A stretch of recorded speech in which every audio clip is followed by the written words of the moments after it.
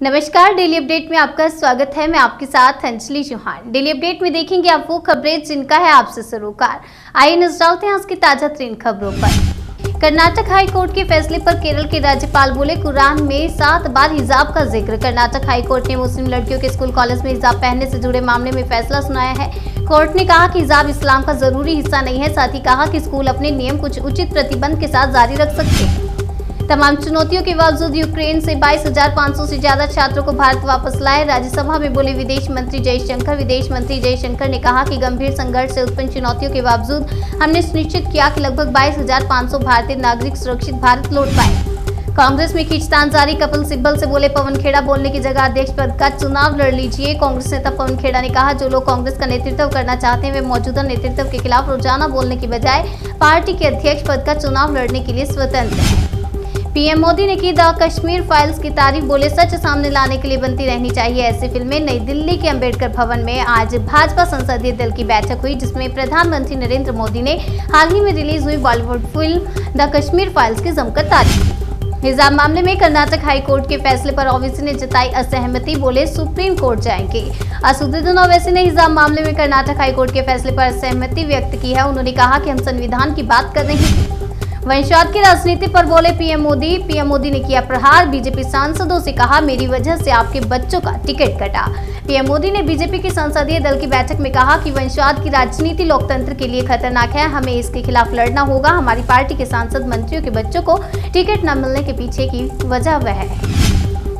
चीन में कोरोना की नई लहर ने बढ़ाई टेंशन। एक ही दिन में 5,280 नए केस। कई शहरों में लगा लॉकडाउन। भारत के पड़ोसी देश चीन में एक ही दिन में 5,280 नए कोविड मरीजों का पता चला है।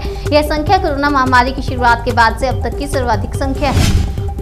रूस और यूक्रेन के बीच बातचीत जारी, मगर नहीं थम रहे हमले। रूसी सैनिकों ने कई शहरों पर तेज की बमबारी। रूस और यूक्रेन के बीच युद्ध खत्म करने के लिए बातचीत बेशक जारी है, लेकिन यूक्रेन के तमाम शहरों पर हमले थमने के बजाय वो तेज हो गए हैं। रूस ने रात भर यूक्रेन पर किए हमले। समर्थन जताने के लिए राजधानी कीव जाएंगे यूरोपीय संघ के नेता। रूस और यूक्रेन के बीच अभी युद्ध नहीं थमा है।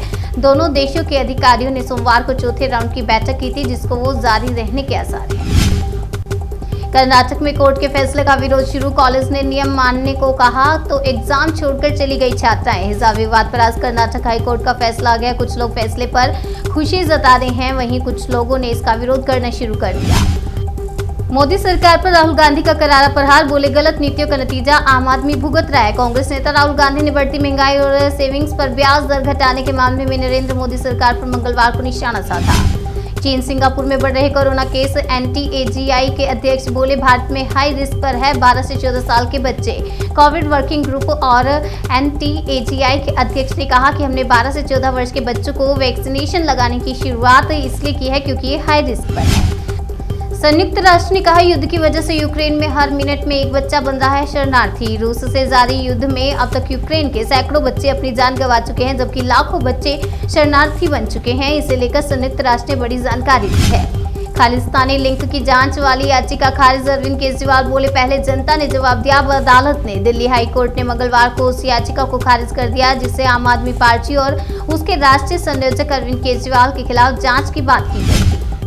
हिजाब विवाद पर कर्नाटक हाई कोर्ट के फैसले से नाराज हुए उमर अब्दुल्ला दिया बड़ा बयान। उमर अब्दुल्ला ने ट्वीट करते हुए लिखा, कर्नाटक हाई कोर्ट के फैसले से बेहद निराश हूं। चाहे आप हिजाब के बारे में क्या सोच सकते हैं, यह कपड़ों की एक वस्तु के बारे में नहीं है। आज से कीव में सख्त कर्फ्यू। संयुक्त राष्ट्र ने कहा, यूक्रेन में हर सेकंड में एक बच्चा बन रहा है रिफ्यूजी। रूस और यूक्रेन के बीच जारी जंग 20वें दिन भी चल रही है। रूस लगातार यूक्रेन के शहरों पर बम बरसा रहा है। रूस के हमलों का जवाब यूक्रेन की सेना की ओर से दिया जा रहा है। चुनाव में हार के बाद पंजाब में कांग्रेस का झगड़ा बढ़ा। चरणजीत सिंह चन्नी को पार्टी से निकालने की उठी मांग। आम आदमी पार्टी ने 117 सदस्य पंजाब विधानसभा में 92 सीट पर जीत हासिल की है। चुनावों में कांग्रेस की हार हुई है और पार्टी केवल 18 सीट ही जीत सकी। रूस और यूक्रेन के बीच बातचीत जारी, मगर नहीं थम रहे हमले। रूसी सैनिकों ने कई शहरों पर तेज की बमबारी। रूस और यूक्रेन के बीच युद्ध खत्म करने के लिए बातचीत बेशक जारी है, लेकिन यूक्रेन के तमाम शहरों पर हमले थमने के बजाय और तेज हो गए। डेली अपडेट में आज के लिए फिलहाल इतना ही। तब तक के लिए बने रहिए हमारे साथ और देखते रहिए जन सेतु जन से सरोकार।